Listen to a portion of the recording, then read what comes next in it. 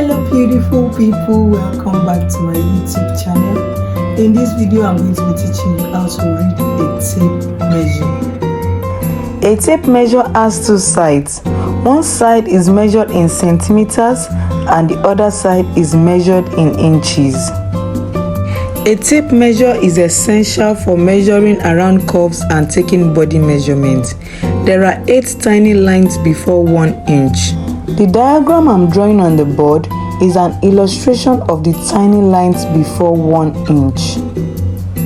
Let's label them 1/8, 2/8, 3/8, 4/8, 5/8, 6/8, 7/8, 8/8. 8 is divisible by 2, so we have 1/4. 8 is divisible by 4, so we have 1/2. 2 is divisible by 6 and 8, so we have 3/4.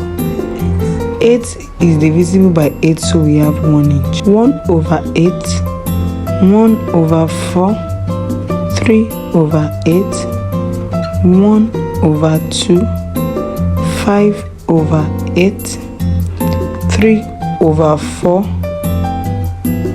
7/8, and 1 inch. Let's go over it again.